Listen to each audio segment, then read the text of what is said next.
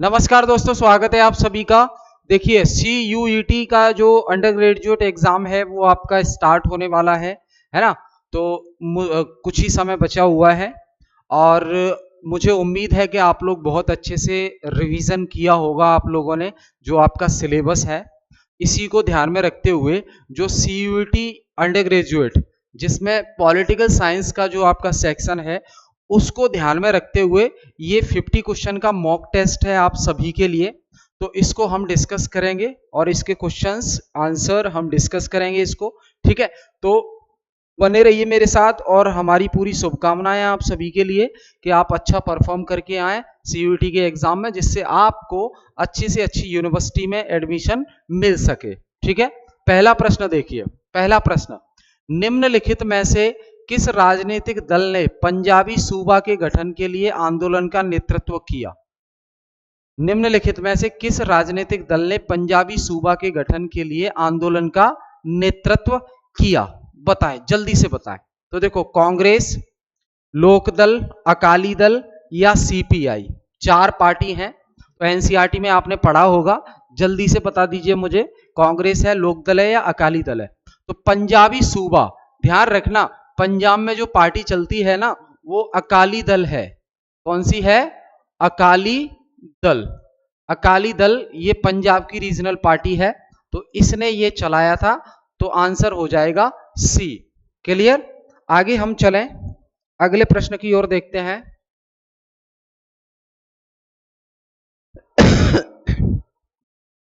निम्नलिखित में से किसने एंटी ब्राह्मण आंदोलन का नेतृत्व किया?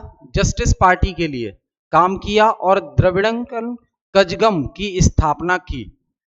ये सेकंड प्रश्न है आपका, जल्दी से बताएंगे। तो AK गोपालन, EV रामस्वामी अय्यर और K कामराज और पोट्री श्री रामलू। तो यहां पे देखिए, ये हैं तो सभी साउथ इंडिया से बिलोंग करने वाले, इसलिए कंफ्यूजन हो सकता है आपको। आंसर हो जाएगा EV रामस्वामी अय्यर। ठीक है, तो B आंसर इसका करेक्ट आंसर हो जाएगा। जो फॉर्मेट है आपका एग्जाम का उसी के अकॉर्डिंग ये क्वेश्चन डिजाइन किए गए हैं। तो आई होप इनसे ये आपको बेनिफिट मिलेगा और जो चीजें आप रिवाइज कर रहे हैं तो वो इस पॉइंट ऑफ व्यू को ध्यान में रखते हुए करें कि क्वेश्चन ऐसे फॉर्म हो रहे हैं आपके। ठीक, अगला प्रश्न हम देखते हैं। बिमसेफ का क्या पूरा नाम है? बिमसेफ का पूरा नाम क्या है? बिमसेफ, तीसरा प्रश्न है आपका, बिमसेफ का पूरा नाम क्या है? तो पिछड़ा और मुस्लिम समुदाय कर्मचारी महासंघ या पिछड़ा और अल्पसंख्यक समुदाय शिक्षा महासंघ या पिछड़ा और अल्पसंख्यक समुदाय कर्मचारी महासंघ। तो तीसरे का आंसर क्या हो जाएगा आपका? C हो जाएगा। ठीक है, तीसरे का आंसर क्या होगा? C। फोर्थ क्वेश्चन आपके सामने है, मंडल आयोग को केंद्र सरकार द्वारा नियुक्त किया गया था। मंडल आयोग को केंद्र सरकार के द्वारा नियुक्त किया गया था। देख लेते हैं इसके ऑप्शन। कौन सी पार्टी थी केंद्र सरकार में? कौन सी पार्टी थी? फोर्थ क्वेश्चन है आपके सामने, कौन सी पार्टी थी? तो भारतीय राष्ट्रीय कांग्रेस, भारतीय जनता पार्टी या समाजवादी पार्टी। चार ऑप्शन है। मंडल कमीशन, मंडल कमीशन को किसके द्वारा नियुक्त किया गया था? मंडल कमीशन को किसके द्वारा नियुक्त किया गया था? जनता पार्टी के द्वारा। किसके द्वारा? जनता पार्टी के द्वारा मंडल कमीशन को नियुक्त किया जाता है। तो फोर्थ का आंसर हो जाएगा C। अगला प्रश्न है, 1974 में रेलवे के सभी कर्मचारियों द्वारा किए गए राष्ट्रव्यापी हड़ताल का नेतृत्व निम्नलिखित में से किस नेता ने किया था? 1974 में, 1974 में जो हड़ताल की गई थी रेलवे के कर्मचारियों के द्वारा, जो स्ट्राइक की गई थी, नेशनल स्ट्राइक, इसका ये किसकी लीडरशिप में हुई? किसकी लीडरशिप में हुई? पांचवा प्रश्न आपकी स्क्रीन पर। तो जयप्रकाश नारायण, चारू मजूमदार, जॉर्ज फर्नांडिस, इंदिरा गांधी। जयप्रकाश नारायण, चारू मजूमदार, जॉर्ज फर्नांडिस और इंदिरा गांधी, ये चार ऑप्शन है। जल्दी से आप बता दीजिए पांचवे का आंसर क्या होगा? पांचवे का आंसर क्या होगा? जॉर्ज फर्नांडिस आंसर हो जाएगा इसका। आगे हम बात करें, अगला प्रश्न देखिए, एक सेकंड।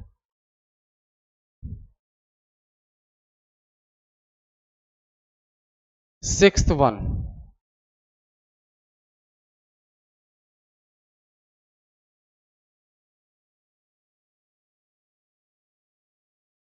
देखो सही उत्तर को चुनना है आपको, छठवे का जो है सही उत्तर चुनना है आपको, ठीक है।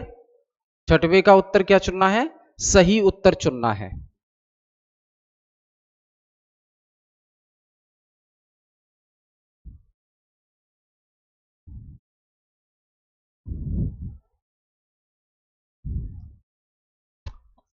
सूची एक और सूची टू को मिलाइए तो H D Deve Gowda, H D Deve Gowda जून 1996 से 97, आई के गुजराल अप्रैल 97 से 98, वीपी सिंह दिसंबर 1989 से 1990, डॉक्टर मनमोहन सिंह मई 2014 से मई 2004 से 2014, ये प्रधानमंत्री और उनका कार्यकाल ये मैच करना है आपको। तो एच डी देवगौड़ा का टाइम पीरियड जून 1996 से 1997 अप्रैल तक होता है। आई के गुजराल का टाइम अप्रैल 1997 से मार्च 98 तक है।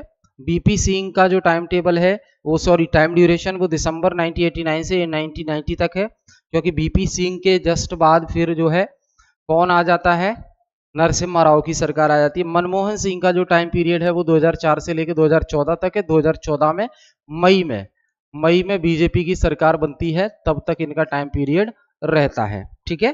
तो ए आंसर इसका सही हो जाएगा।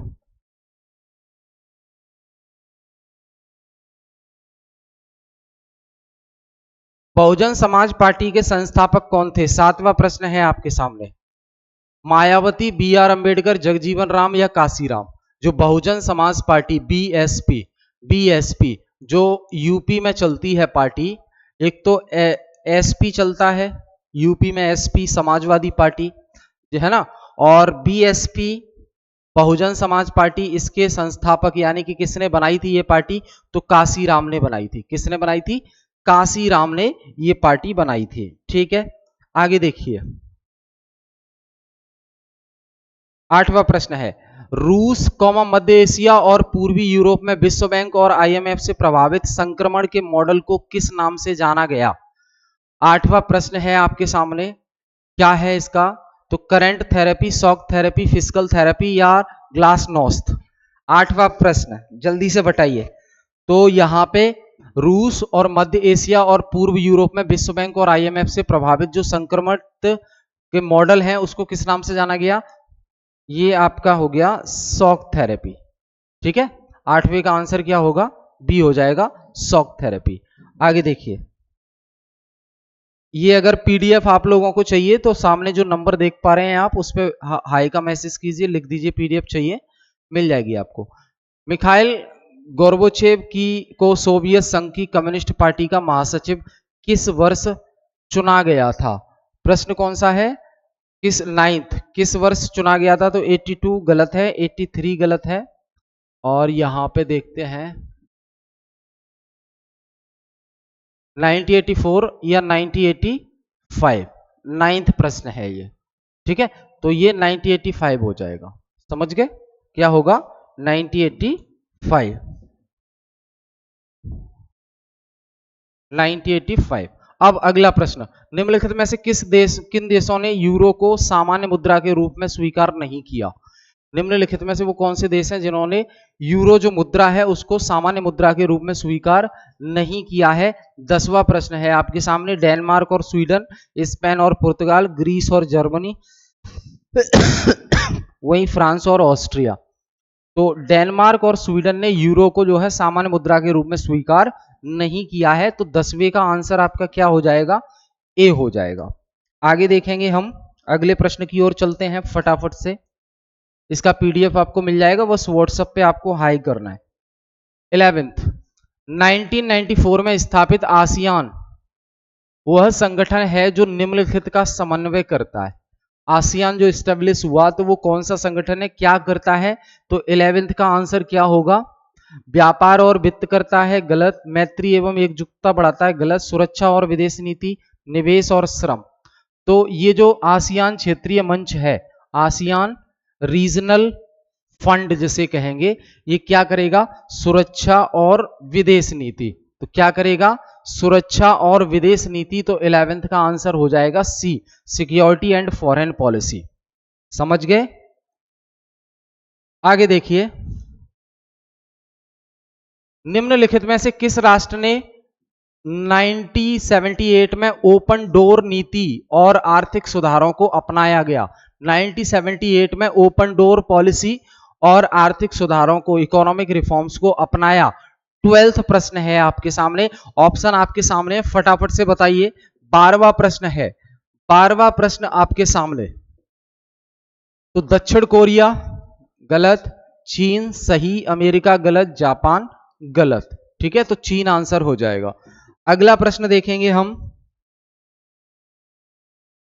1966 में पूर्वी पाकिस्तान अधिक स्वायत्तता के लिए 6 सूत्रीय प्रस्ताव किसने प्रस्तुत किया? किसने प्रस्तुत किया? जवाहरलाल नेहरू, शेख मुजीब उर रहमान, जनरल याह्या खान या जुल्फिकार अली भुट्टो? जुल्फिकार अली भुट्टो। क्वेश्चन नंबर 13, तो ये शेख मुजीब उर रहमान कौन हो जाएंगे? शेख मुजीब उर रहमान इसका सही आंसर हो जाएगा, जो सूत्री फॉर्मूला रखा था सामने। अगला प्रश्न है, निम्नलिखित में से किस देश ने वर्ष 2007 में सार्क में सदस्यता प्राप्त की? 14वां प्रश्न है, सार्क में सदस्यता किसने प्राप्त की 2007 में? भूटान, नेपाल, अफगानिस्तान या बांग्लादेश? क्वेश्चन नंबर 14 का आंसर देखिए, 4 ऑप्शन है आपके। 2007 में सार्क का मेंबर कौन बना? क्लियरली एनसीईआरटी में मेंशन है, ये क्लियरली एनसीईआरटी में मेंशन है, अफगानिस्तान बना। ठीक है, ध्यान रखेंगे। आगे देखिए, याल्टा सम्मेलन में बिग 3 ने प्रस्तावित विश्व संगठन पर एक संयुक्त राष्ट्र सम्मेलन आयोजित करने की निर्णय लिया। बिग 3 किसे कहा जाता है? क्वेश्चन नंबर 16 है, क्वेश्चन नंबर 16 है, बिग 3 किसे कहा जाता है? रूजवेल्ट, चर्चिल या खुर्सेस? रूजवेल्ट, चर्चिल या स्टालिन? तो ये यहाँ जाएगा आंसर, रूजवेल्ट, चर्चिल और स्टिल। इसको क्या कहा जाता है? बिग 3 कहा जाता है। तो 16 का आंसर क्या हो जाएगा? बी आंसर हो जाएगा 16 का। ठीक है, आगे चलें।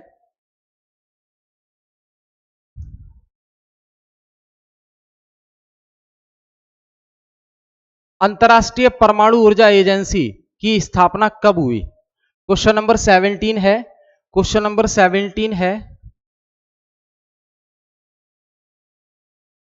तो 1947 कब हुई? 90, एक सेकेंड, 1957। अगला प्रश्न देखिए, एक क्वेश्चन नंबर 18, निम्नलिखित में से कौन सा संगठन सदस्य देशों को मानव विकास, शिक्षा एवं स्वास्थ्य, कृषि और ग्रामीण विकास के लिए ऋण और अनुदान प्रदान करता है? डब्ल्यूटीओ, विश्व बैंक, आईएमएफ या संयुक्त राष्ट्र? बताओ भाई। तो देखो, डब्ल्यूटीओ होगा नहीं, क्योंकि वो ट्रेड से रिलेटेड है। डब्ल्यूटीओ किससे रिलेटेड है? ट्रेड से रिलेटेड है। और यूनाइटेड नेशंस होगा नहीं। आईएमएफ इकोनॉमिक मदद करने के लिए लोन देता है, यानी कि इकोनॉमिकल डेवलपमेंट के लिए लोन देता है आईएमएफ। और विश्व बैंक जो है सोशल डेवलपमेंट के लिए लोन देता है। विश्व बैंक किसके लिए लोन देता है? सामाजिक विकास के लिए। तो अभी रिसेंटली आपको पता है, पाकिस्तान को 1 बिलियन का $1 बिलियन का लोन मिला है। पाकिस्तान को $1 बिलियन का लोन मिला है। ये इकोनॉमी के लिए दिया है उन्होंने। अब इस्तेमाल पाकिस्तान भले ही हथियार खरीदने के लिए करे, लेकिन आईएमएफ ने जो लोन देता है वो इकोनॉमी को बूस्ट करने के लिए देता है, इकोनॉमी में पैसा इन्वेस्ट करने के लिए देता है। और यहां बात हो रही है मानव विकास, शिक्षा, स्वास्थ्य और ग्रामीण विकास को लेकर। तो विश्व बैंक ऐसा काम करता है, सामाजिक विकास के लिए विश्व बैंक लोन देने का काम करता है। ठीक है भाई, याद रहेगा। चलो आगे देखिए, स्टार्ट का पूरा नाम क्या है? Question number 19, strategic arms reduction treaty, इसका क्या हो जाएगा? स्ट्रैटेजिक आर्म्स रिडक्शन ट्रीटी, ये स्टार्ट का फुल फॉर्म होता। अगला प्रश्न, निम्नलिखित में से कौन वैश्विक सुरक्षा के लिए खतरा है?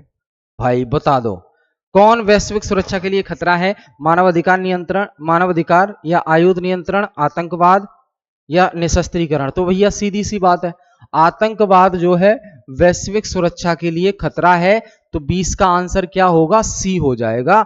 आतंकवाद वैश्विक सुरक्षा के लिए खतरा है। पाकिस्तान का इशू आपके सामने चल ही रहा है अभी, तो आप समझ सकते हैं। अगला प्रश्न देखेंगे हम। दो लिस्ट दी है, लिस्ट 1 लिस्ट 2, उसको मिलान करना है आपको और फिर आंसर देना है।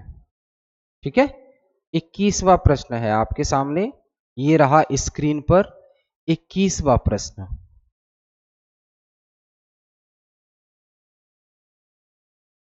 पढ़ लेते हैं। एक तरफ स्वदेशी लोग दिए हैं, दूसरी तरफ उनका क्षेत्र दिया है।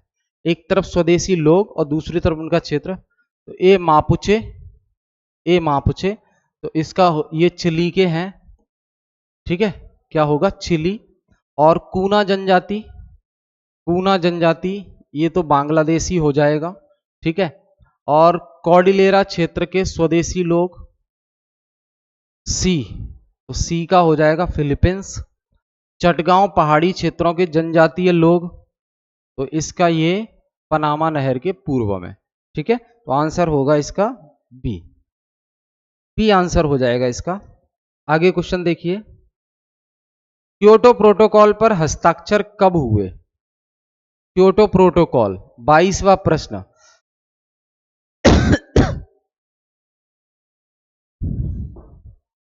92, 95, 97, 99, 97 में क्योटो प्रोटोकॉल, ये इन्वायरमेंटल प्रोटेक्शन से रिलेटेड है। 23वां प्रश्न, ऊर्जा संरक्षण अधिनियम, एनर्जी कंजर्वेशन एक्ट, ऊर्जा संरक्षण अधिनियम कब पारित किया गया? तो ये 2001 में पारित किया गया। ठीक है, याद रखेंगे इसको।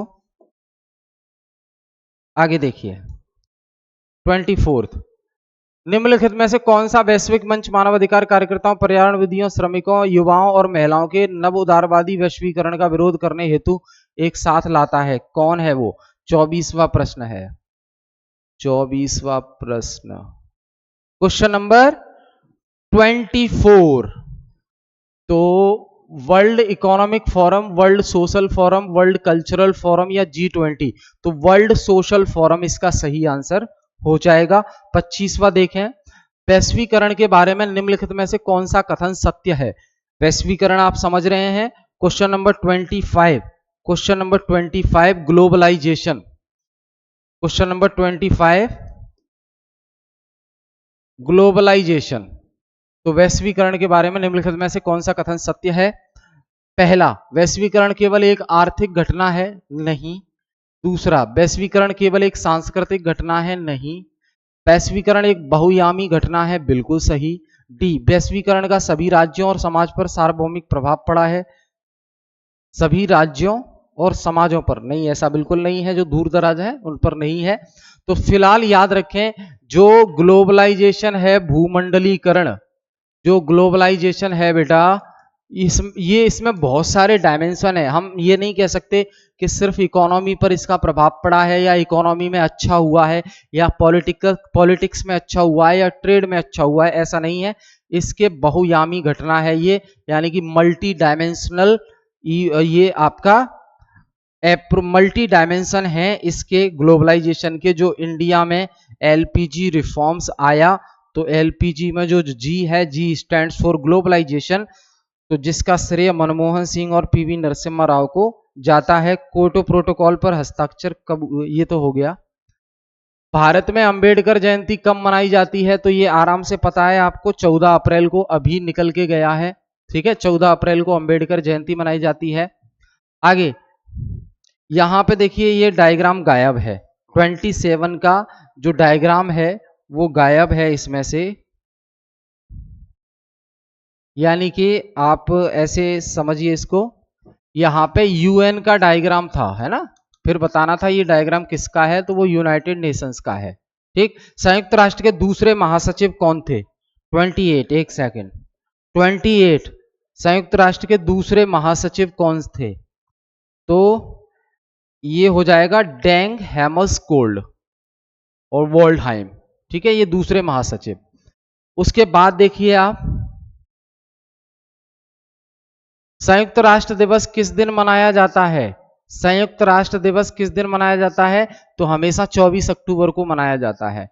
ठीक है, कब मनाया जाता है? 24 अक्टूबर को मनाया जाता है। संयुक्त राष्ट्र की स्थापना निम्नलिखित में से किसका उत्तराधिकारी के रूप में हुई? किसके उत्तराधिकारी? मतलब संयुक्त राष्ट्र को पहले क्या बोला जाता था, बाद में संयुक्त राष्ट्र पड़ा तो पहले लीग ऑफ नेशन बोला जाता था। क्या बोला जाता था? 30 का ए हो जाएगा लीग ऑफ नेशन। यूएनडीपी का पूरा नाम आपको पता ही है, United Nation Development Programme. United Nations Development Programme, B answer इसका हो जाएगा। इस पैराग्राफ को ध्यान से पढ़ना है आपको, इस पैराग्राफ को ध्यान से पढ़ना है, सारे क्वेश्चन आपको यहीं से मिल जाएंगे। ये देखिए मैं बता रहा हूं आपको, एक पैराग्राफ दिया है और इस पैराग्राफ पर आधारित 5 प्रश्न होंगे। ये 5 प्रश्न, तो इस पैराग्राफ को आपको पूरा पढ़ना है। पूर्वोत्तर क्षेत्र के बारे में ये पैराग्राफ है और इस पैराग्राफ को जब आप पढ़ लेंगे अच्छे से तो उसके बाद इस पैराग्राफ पर आधारित आपके 5 प्रश्न पूछे गए हैं। 5 प्रश्न पूछे गए हैं, ठीक है, उनके आंसर आपको मिल जाएंगे इसी में, है ना। तो अगर देखें हम 32 पूर्वोत्तर क्षेत्र में 7 राज्यों में शामिल है जिन्हें कहा जाता है पूर्वोत्तर क्षेत्रों में जो 7 राज्य हैं उनको क्या कहा जाता है? तो उनको 7 सिस्टर्स बोला जाता है, ये आपको अच्छे से पता है। ये सारी जानकारी पैराग्राफ में है। निम्नलिखित में से कौन से देश पूर्वोत्तर क्षेत्र की सीमाएं साझा करते हैं? कौन से वो देश हैं जो पूर्वोत्तर राज्यों की सीमा साझा करते हैं? तो चीन, म्यांमार और बांग्लादेश। ठीक। नागालैंड राज्य की स्थापना किस वर्ष हुई? Question number 34। तो इसकी स्थापना 1963 में होती है। ये पैराग्राफ में मिल जाएगा आपको पूरा आंसर इसका। अगला, खासी जनजातियां जो एक जातीय समूह है निम्नलिखित में से किस राज्य में पाई जाती हैं? Question number 34। 34 का बताएं जल्दी से। Question number 35 sorry, question number 35। तो ये मेघालय में खासी जनजाति पाई जाती है। और 36, पूर्वोत्तर भारत निम्नलिखित में से किस क्षेत्र के लिए प्रवेश द्वार का कार्य करता है? पूर्वोत्तर क्षेत्र भारत, पूर्वोत्तर जो भारत है निम्नलिखित में से किस क्षेत्र के लिए प्रवेश द्वार का काम करता है? बहुत इंपॉर्टेंट प्रश्न है, क्वेश्चन नंबर 36। तो दक्षिण पूर्वी एशिया, दक्षिण एशिया, पश्चिमी एशिया या यूरोप? तो दक्षिण पूर्वी एशिया के लिए काम करता है द्वारका। निम्नलिखित में से किसने नवंबर 1947 में भारत के साथ स्टैंड स्टिल एग्रीमेंट किया था? तो वो हैदराबाद के निजाम हो गए। ठीक। निम्नलिखित में से किन रियासती राज्यों ने भारत के साथ विलय समझौते पर हस्ताक्षर करने में झिझक दिखाई थी? तो हैदराबाद, जूनागढ़ और कश्मीर। ये आंसर हो जाएगा आपका 38, क्वेश्चन नंबर 38। तो जो देखो, सरदार वल्लभ भाई पटेल ने मोस्टली रियासतों को भारत में मिला लिया था आफ्टर इंडिपेंडेंस, लेकिन जो दिक्कत आई, जिन्होंने हाँ नहीं बोला यूनियन ऑफ इंडिया में मिलने के लिए, वो हैदराबाद, जूनागढ़ और कश्मीर। कश्मीर को हमने इंस्ट्रूमेंट ऑफ एक्सेशन, विलय पत्र को साइन करवा के हमने मिला लिया। जूनागढ़ में हमने रेफरेंडम करवा दिया यानी कि जनमत संग्रह, और हैदराबाद को पुलिस के द्वारा हरा दिया। ठीक है, तो ये इस तरीके से हमने ये मिला लिए भारत देश में। 2 राष्ट्र सिद्धांत को किस राजनीतिक दल द्वारा आगे बढ़ाया गया? 2 नेशन थ्योरी, बहुत इंपोर्टेंट। तो 2 नेशन थ्योरी को किसने आगे बढ़ाया? मोहम्मद अली जिन्ना, मुस्लिम लीग। ठीक। फ्रंटियर गांधी के नाम से किसे जाना जाता है? खान अब्दुल गफ्फार खान। किसको?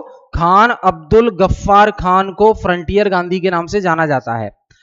अब एक तरफ लिस्ट और दूसरी तरफ लिस्ट 2 दी है, एक तरफ उनके नेता और वो किस पार्टी से बिलोंग करते हैं, ये आपसे पूछा गया है क्वेश्चन नंबर 41। तो देख लेते हैं एक बार।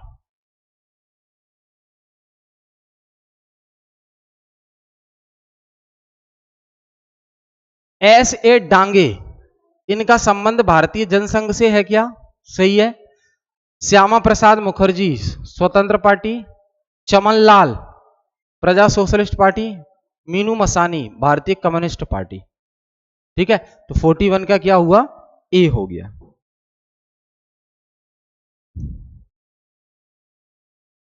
इधर देखो, इधर देखो, इधर देखो। एंटी कास्ट आंदोलन के नेता और स्वतंत्रता आंदोलन के संस्थापक कौन थे? क्वेश्चन नंबर 42 आपके सामने है।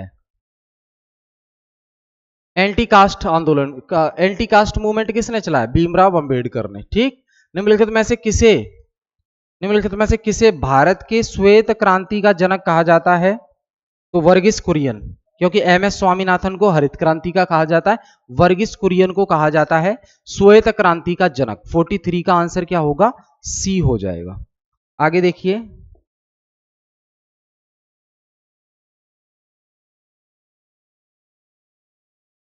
दूसरी पंचवर्षीय योजना ने भारी उद्योगों पर बल दिया। क्या यह बात सही है? बिल्कुल सही है। पीसी महलनोबिस मॉडल पर आधारित थी दूसरी पंचवर्षीय योजना। दिया कथन दूसरा, बिजली, रेलवे, इस्पात जैसी वस्तुओं के विकास को निजी क्षेत्र द्वारा किया जा सकता है। ये किस निजी क्षेत्र? तो देखो था ही नहीं। जो क्वेश्चन नंबर 44 है उसमें जो निजी क्षेत्र की बात की जा रही है, तो कथन एक तो सही है लेकिन दूसरा गलत है, क्योंकि निजी क्षेत्र को तो हमने बढ़ावा दिया ही नहीं। हमने बढ़ावा कब दिया? 91 में जब रिफॉर्म आ गई थी, आर्थिक सुधार, उससे पहले तो नहीं दिया। ठीक है, तो पहला कथन सही है, दूसरा गलत है, तो सी आंसर हो जाएगा। दूसरी पंचवर्षीय योजना, क्वेश्चन नंबर 45। देखिए क्वेश्चन नंबर 45 क्या कह रहा है? दूसरी पंचवर्षीय योजना किसके नेतृत्व में तैयार की गई? तो मैंने पहले ही बता दिया, पीसी महलनोबिस इंडस्ट्रीज पर फोकस था इनका। ठीक है, गुट निरपेक्ष आंदोलन का पहला शिखर सम्मेलन कहां हुआ? 47, तो बेलग्रेड में हुआ। और शिमला समझौता 1972 में भारत और निम्नलिखित में से किस देश के बीच हुआ था? पाकिस्तान के बीच हुआ था। 48 में, सॉरी 48 क्वेश्चन में पाकिस्तान के बीच में ये शिमला समझौता हुआ 71 के युद्ध के बाद। ठीक है, शिमला समझौता भी खारिज कर दिया उसने अभी पहलगाम अटैक के बाद, जो मिशन सिंदूर चल रहा है। गैर कांग्रेसवाद की रणनीति किसने दी? गैर कांग्रेसवाद की रणनीति किसने दी? राम मनोहर लोहिया, सी नटराजन, के कामराज या कपूरी ठाकुर? बताओ भाई। तो राम मनोहर लोहिया ने गैर कांग्रेसवाद की रणनीति दी। ठीक है, तो दोस्त ये हमने 50 क्वेश्चन मॉक टेस्ट डिस्कस किया। हम फिर मिलेंगे नेक्स्ट क्लास में, नेक्स्ट सब्जेक्ट को डिस्कस करेंगे। बहुत बहुत धन्यवाद आप सभी का।